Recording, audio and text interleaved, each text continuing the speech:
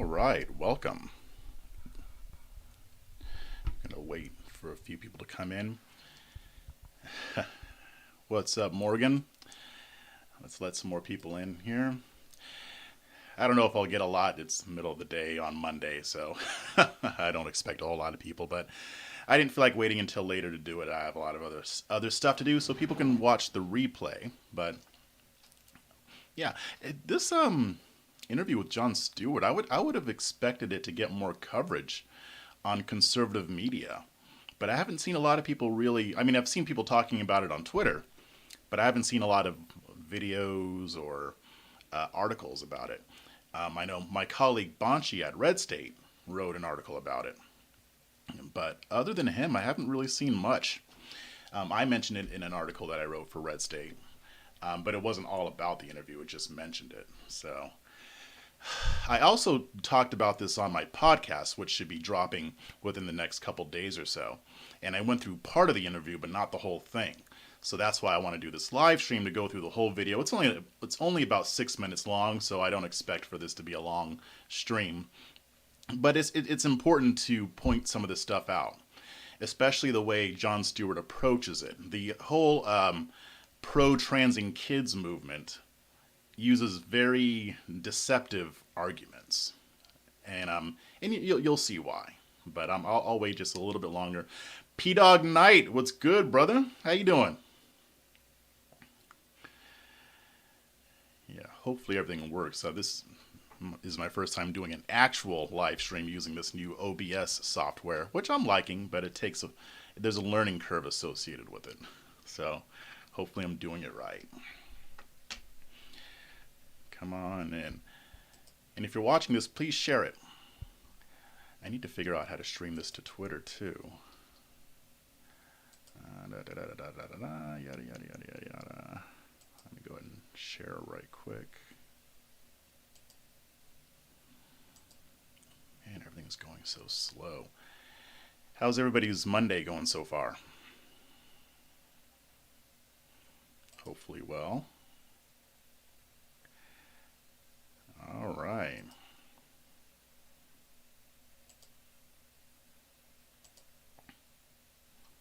Okay, I'm just going to share this really quick and then I'll get started so you guys can get back to work.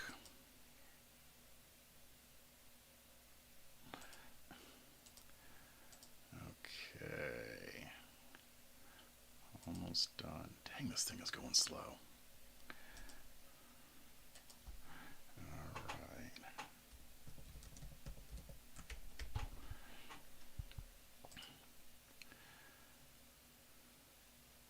All right. Thanks, Morgan. I appreciate you sharing. A little dehydrated today.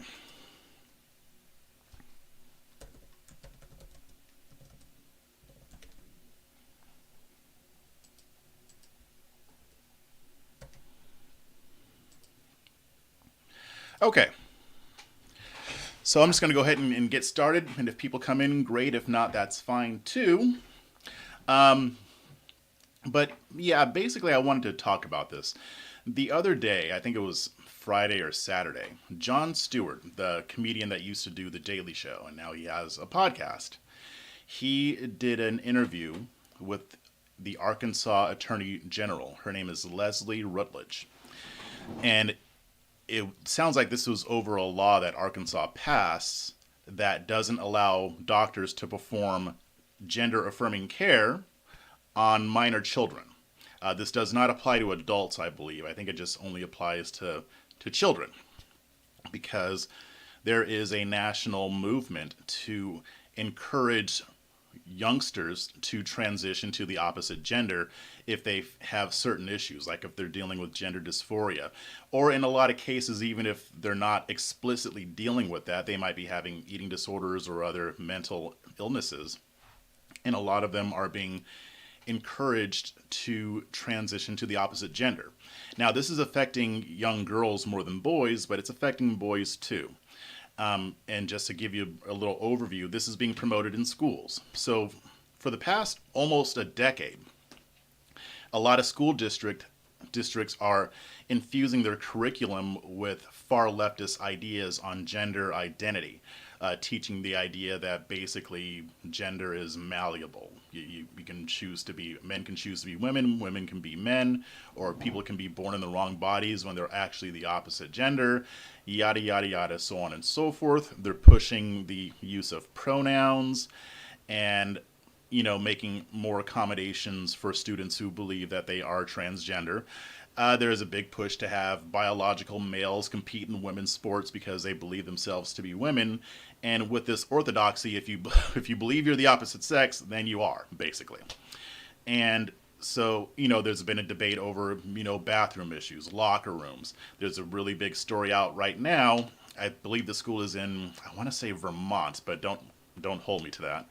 But there was a biological male who believed that they were a girl, and they were using the girls' locker room, and they made an inappropriate comment, which made the actual females feel uncomfortable. And so the school solution was to bar girls from using the girls' locker rooms to change while they investigate the situation. They were forced to change one by one in bathroom stalls. They couldn't use the locker room, but this biological male could. So that's only part of what's going on in schools. There's also the fact that not only are they teaching this transgender ideology, but they're encouraging it. So if a student happens to tell a teacher that they are uncomfortable in their bodies, or maybe they're dealing with symptoms related to gender dysphoria, the teacher can then help them transition socially. And now a social transition, that's a part of gender-affirming care. And that's where they choose different pronouns. They choose a name that's the opposite sex. They start dressing like the opposite sex. And schools can help students do this without their parents' knowledge. If the student doesn't consent to informing the parents, the school districts, the teachers do not have to tell the parents, and they can even lie to the parents. Like when they're having their conferences, they will use the name of the child that was given at birth, but when their parents aren't around, then they go back to using whatever name they chose.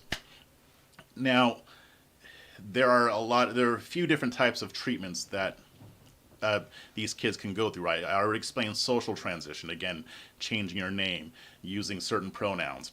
Then there's also medical transitions. This is where they use puberty blockers. This is typically started when the child is around 10 or 11 years old at the onset of puberty, and this is designed to prevent their bodies from developing, supposedly, while they kind of hash this whole thing out and figure out what they're supposed to be and what they want to be. And then the idea is that if they decide not to transition, they can stop changing the puberty blockers, and then the body will just pick up the way it normally should. Now, that's being disputed. That's not as cut and dry as they make it sound. I mean, maybe if they're taking it for a short period of time and it's not too late, then it may not have lasting effects, but a lot of these people will take it for years. I bring up this movie a lot, a movie called The Detransition Diaries. This is a documentary put on by a lady named Jennifer Lahl from the Center for Bioethics and Culture. And it chronicles the stories of 3 girls who went on puberty blockers, and one of them actually had surgery, what they call top surgery, which is just a nice way of saying double mastectomy. She chopped her breasts off, basically, or had them chopped off. And the other 2 didn't go that far, but they went on these puberty blockers, and then when they decided to detransition, they still had lasting effects. Their voices were changed. The way they looked was altered. So when they say that these are reversible, they're lying, basically. These medications, these treatments, have long-lasting effects. Permanent. So Arkansas's law disallows this type of treatment from taking place on a minor, medical and surgical, which is getting a lot of backlash. They're not the only state to do this. Other states have done it too. I believe Texas is working on something like that. Florida may have already passed. I think they already passed a law to that effect. Texas's next legislative session, well, I can't remember if Texas already passed the law or if they're going to pass it next year during our legislative session. I'll have to check on that. But anyway, there are states, red states, passing laws against this. Now, mind you, this doesn't apply to adults. If you're an adult and you want to have this treatment done, you can. This is specifically for kids, because the way this used to be handled, and I think I'm going to explain more of this after I go over the interview. the way it used to be handled is they would go through talk therapy. If a kid was dealing with gender dysphoria, they'd see a therapist. They'd see what's going on. And I'll get more of that in the interview. But I kind of just wanted to give you a little bit of a primer, a little bit of background before I start this. So, without further ado, I'm going to go on. And if you guys have questions, feel free to put them in the chat, and I'll answer them as best as I can. But I've been covering this issue quite a bit over the past year or so, and it's ugly. And it's like the more I discover, the worse it gets. So anyway, without further ado, let's go. Why would the state of Arkansas step in to override parents, physicians, psychiatrists, endocrinologists who have developed guidelines? Why would you override those guidelines? Well, I think it's important that all of those physicians, all of those experts, for every single one of them, there's an expert that says we don't need to allow children to be able to take those medications. That there are many instances where... But you know that's not true. You know it's not for everyone. There's one. These are the established... Well, I don't know that. Okay, so that's lie number one. That's a lie. And I'm sure that Rutledge isn't saying literally for every one medical professional who likes this treatment for kids, there's one who doesn't. But the idea that she's saying is that there are a lot of medical professionals who take issue with this, who have expressed doubts about this, and are actively pushing back against it. There are quite a bit. Even if you watch Matt Walsh's documentary, What is a Woman?, you will hear from them. The movie I just told you about, the Detransition Diaries, there are medical professionals that are involved in that movie that talk about the harms that these things do. The Center for Bioethics and Culture also did another documentary, and this one's free on YouTube. Check it out. It's called Transmission. And I can't remember the subtitle to it. But if you look up the Center for Bioethics and Culture, and the movie called Transmission, you'll find it. And it's about an hour long, and they have other medical professionals on there as well talking about how harmful these treatments can be, whether it's puberty blockers, whether it's surgery, top surgery, or in the case of male, where they slice your genitals off, or even in some cases, when a girl says that she wants to transition to being male, they'll take flesh out of her forearm. You may have seen pictures of this, and they'll use that flesh to make a phallus that looks like a penis. It's really not, and that is just supposed to, hang there, and you're supposed to think that you're a dude because you have it. So, Jon Stewart is already lying here, and I do think he is lying. I think some of the stuff he does believe, but some of the stuff I think he's lying about. Jon Stewart is not a stupid person. I think he's a very intelligent man. So I don't think he's dumb enough to believe a lot of the stuff that he's saying. So let's continue. That's not true. I don't know that. Then why would you pass a law then if you don't know that that's true? Wouldn't you? Well, I know that there are doctors and that we had. Okay, that's another point. Why would you pass a law if you don't know much about these procedures? And what they're referring to here is the fact that there really isn't enough data to conclusively prove that these treatments benefit the children that take them. So he's saying, well, why pass a law if you're not sure if it does harm or whether it helps? Well, let's just think about that for a second, John.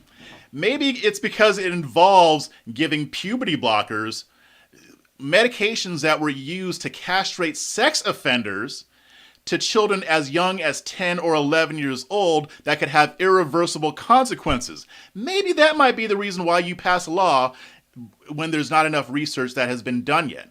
Maybe you don't want to chop off the breasts of a teenage girl who thinks that they might be a boy, because you can't really reverse that, can you, John? So yeah, maybe we should regulate this a little bit. Maybe we shouldn't just let people just go willy-nilly. Let's keep going. Plenty of people come and testify before our legislature who said that we have 98% of the young people who had gender... Wait, I'm going to rewind that a little bit because there's some context needed there. Why would you pass a law then if you don't? You know it's not for everyone. There's one. these are the established. Well, I don't know that's not true. I don't know that. Then why would you pass a law then if you don't know that that's true? Wouldn't you? Well, I know that there are doctors, and that we had plenty of people come and testify before our legislature who said that we had 98% of the young people who had gender dysphoria that they are able to move past that, and once they have the help that they need, no longer suffer from gender dysphoria.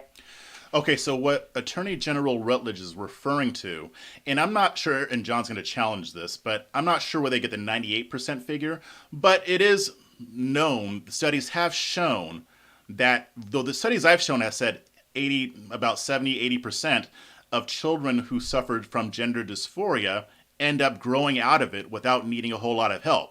They come to terms with it. They realize that, okay, yeah, I really am I'm born a boy and I am a boy. I was born a girl, I am a girl.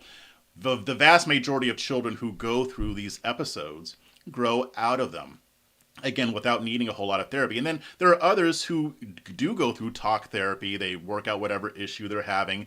A lot of times it's other mental illnesses. Like I said, there could be a depression. There could be eating disorders. There are usually other ailments that these people tend to deal with. It's very rare. There aren't a lot of cases where somebody is only dealing with gender dysphoria and then that's it. Sometimes these things can be related. So that's what she's referring to right now, which again is yet another reason why you would pass a law outlawing these treatments, to make sure that they don't get abused like they are right now, because the vast majority of these children who are having these issues are going to grow out of it. That's what the science says. Follow the science. Okay, let's keep going. 98% Wow. without that medical treatment. That's an incredibly made-up figure.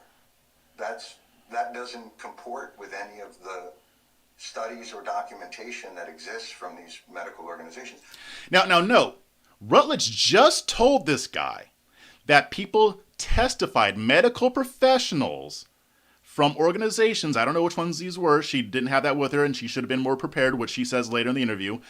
They testified in front of the state legislature that most of these kids do grow out of it, and Jon Stewart just automatically says, oh no, they made that up.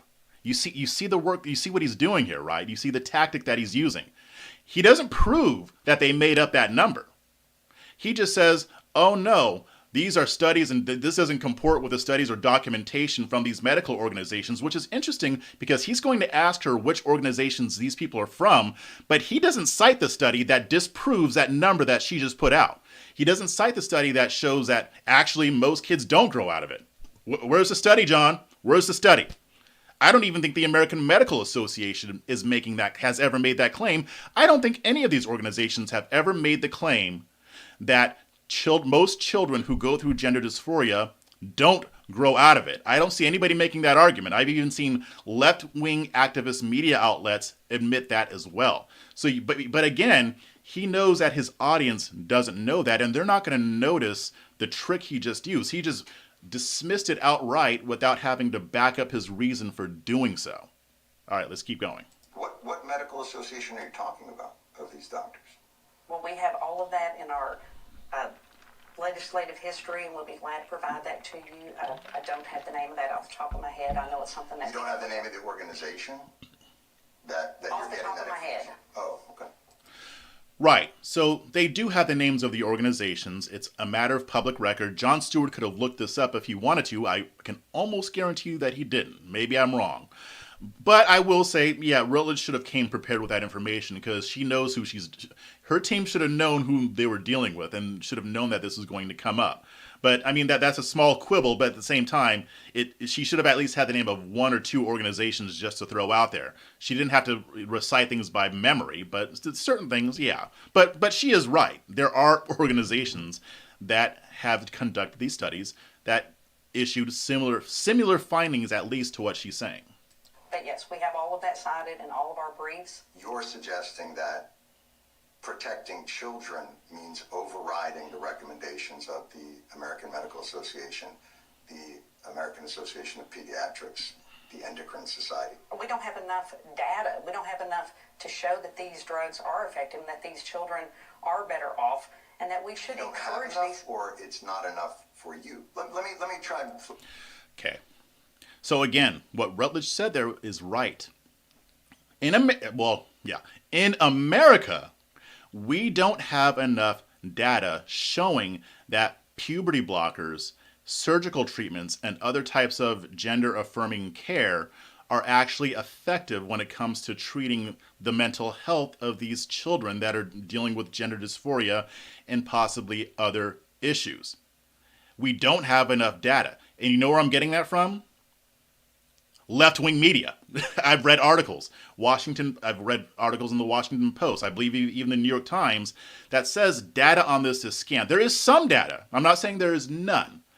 But a lot of them have said that the most that these activist media outlets will commit to is that based on the small amount of data that they have, there might be an indication that some of these treatments could be a benefit. But again, we don't really know that because we don't have long-term data. See, America, we just got into this game like almost a decade ago. That's not that long. And I'm going to get to this later, but the UK, Sweden, they've been doing this for way longer than we have, like at least 3 decades. And they've done some studies. And I'm just going to tell you, I'll give you a preview. The United Kingdom recently shut down its Tavistock facility, which is the nation's only gender-affirming care facility, especially for minors. They shut it down. They're backing away from a lot of this stuff. I'm sure that to some extent they might still believe some of it might help, but they're not going whole hog on it like they were before. Sweden, same thing. So in America, we don't have enough data to show conclusively that this stuff actually works. Let's keep going. Look at it a different way and see if maybe this can help. In Arkansas, if you have pediatric cancer, and obviously we all want to protect children, I think we established that earlier, whose guidelines do you follow for pediatric cancer? Well, I think if my child, who is 4, if I was faced with that terrible decision, then I would be speaking to my doctor. And if my doctor recommended something that I disagreed with, then I would get a second opinion. And that's what I believe that these parents need to make sure that they're encouraged to get numerous opinions when they're talking about an irreversible step. You're not letting them. The state's not saying get another opinion. What they're saying is you can't. What you're actually saying is the opposite. No, that's actually not at all what the state said. The state simply said that you cannot perform these procedures, and so parents should get another opinion, and children should want to have another opinion. But that's not, because again, these are 9, 10, 11, 12 so if your years child old. is suffering from pediatric cancer. Okay, so he's about to get to the really dumb argument, but people aren't. He knows his audience isn't going to call him on it or catch this. But again, he's saying who should you talk to or whose opinion should you take if your child, God forbid, has cancer. Fine. Yeah, you talk to your doctor. And if you don't buy what they're saying, you get a second opinion. What you don't do is let a doctor say, okay, your kid has cancer, so we're going to cure that cancer by injecting them with motor oil. Now, nobody would say, okay, oh yeah, go ahead, get that motor oil in my kid. They're gonna take their kid. They're gonna say, okay, come on, little Susie, let's get out of here. This doctor is nuts, right? They're gonna go to a different doctor.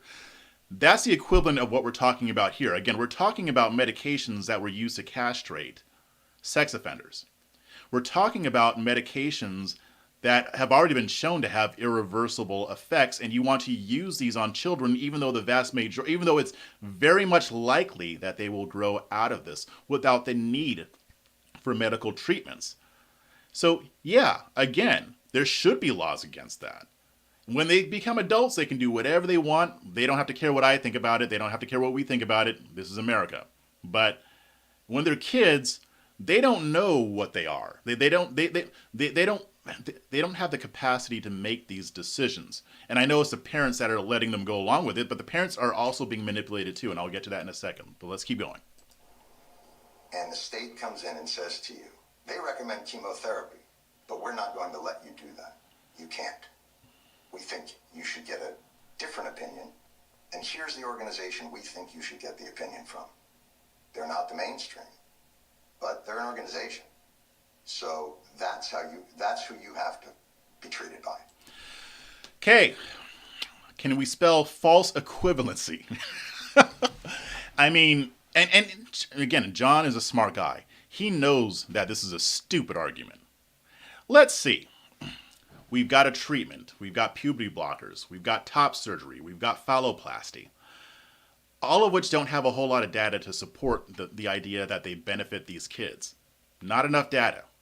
Again, according to the people pushing for this stuff, there's not a whole lot of data about it. How much data do we have about chemotherapy?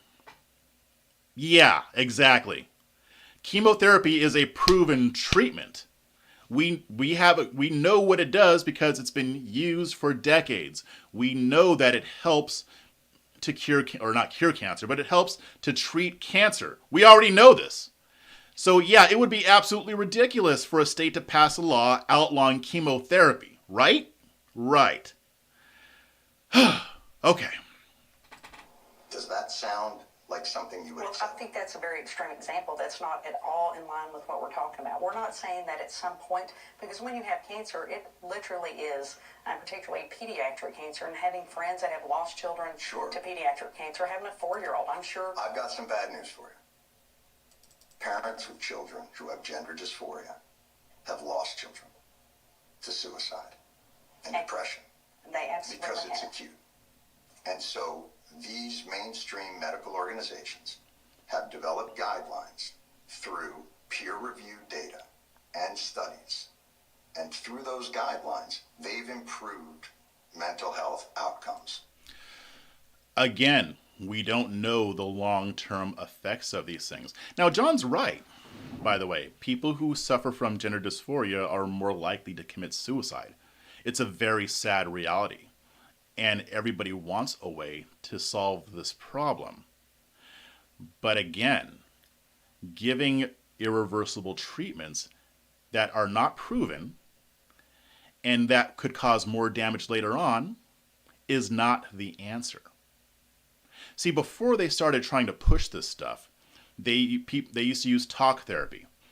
If you brought your kid in and they said, "Oh, I was born a boy, but I think I might be a girl," the therapist didn't just say, "Okay, great, let's put you on some puberty blockers." No, that wouldn't even come to the conversation a lot of times. They would talk through it, find out what the actual issues are. Are there other mental health issues that need to be treated, or maybe even other types of medication that might be needed, but that won't change your hormonal makeup, right? So there were already ways that they were trying to deal with this. They used the wait and see approach. Wait until they become an adult. If they're still dealing with this, okay, now let's talk about getting them on some medications, or maybe getting them to surgery or social transition or what have you. And again, I don't necessarily agree with those, but again, when they're adults, they can make whatever decision they want to make. But as kids, this so far, I'm not seeing the benefit, because there is none. I mean, you're messing with people's basic biology. Of course there's going to be an issue with it. So I mentioned earlier about the UK and Sweden. Sweden in particular conducted a study, which, by the way, in America, when they're doing these studies talking about the long-term effects of these puberty blockers, they don't have a lot of data, like I said, but it's not like they're keeping up with all of them. How many of these people have detransitioned?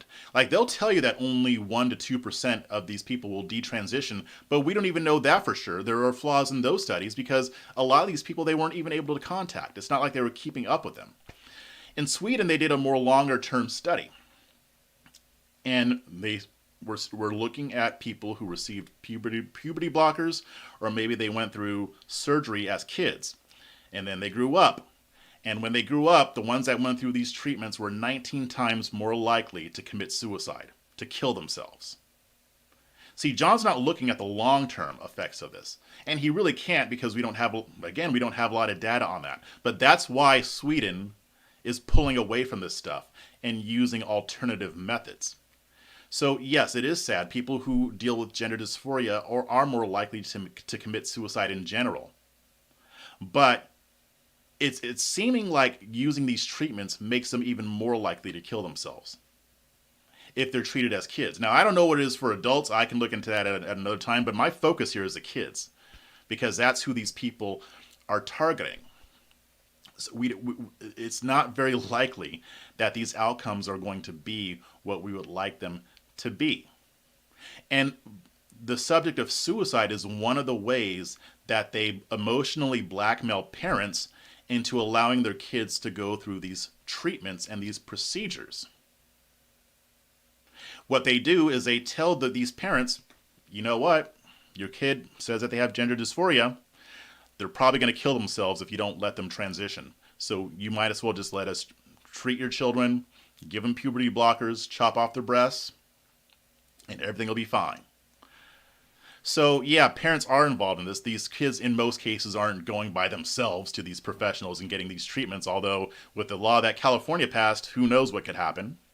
But this is how they get the parents involved. And yeah, the parents shoulder some of the blame too, but at the same time, they are being manipulated. They don't know any better. So that's what's happening here. Let's keep going. So I'm confused why you follow AMA guidelines and AAAP guidelines for all other health issues in Arkansas, because we checked, but not for this. It's simply saying, let those young people who are facing gender confusion. Yeah, so if you follow their guidelines in other ways, that means you should be following them in every single thing that they say. Another dumb argument, John. Come on, you're better than this. Just because they're right in other areas doesn't mean they're right about everything. Let's not be stupid about this, okay? Well, he's not stupid. He just thinks you're stupid. And dysphoria, allow them to become adults and to make that decision. Allow a child to be a child. So here's where we have our crossroads. You've made the determination that protecting these children means not giving them access to the guidelines and care that have been designed by medical and mental health professionals for children expressing gender dysphoria. And I'm asking you again, what are your qualifications to step in and say, no, keeping you from that care is protecting you. You've made that determination. Well, these are irreversible decisions that these children at these young ages are making, or that their parents are making. They're not making the decision. You're making it sound like a 9-year-old walks into a doctor's office and says, give me some testosterone. And the doctor goes, oh, thank God, because we're wanting to create an army of transgenders because we're crazy. Yeah, nobody's saying that. Except for that last part, because you guys are crazy. Nobody thinks that people want to create an army of transgenders. We think you're doing it because it's a moneymaker. At least one of several reasons. Yes, this is ideological, but there is big money to be made in the trans and kids industry. That's why y'all are supporting this stuff. And I wonder who a lot of these organizations are getting their funding from. That'd be interesting to see. But anyway, he's asking what her qualifications are. Well, she's the Attorney General. She's supposed to enforce laws. They use the qualifications of the medical professionals who testified before their legislature. See, just because some doctors agree with it, and the doctors that you like agree with this stuff, doesn't mean that they're right. There are other medical professionals who disagree, so you have to take both and weigh the arguments. See, that's how this works, John. Like, you don't have to have a PhD to make this decision. And they go right in like... No, we passed a law to protect the children in Arkansas, and I think that's what is important. Again, the medical community disagrees with you. The medical community!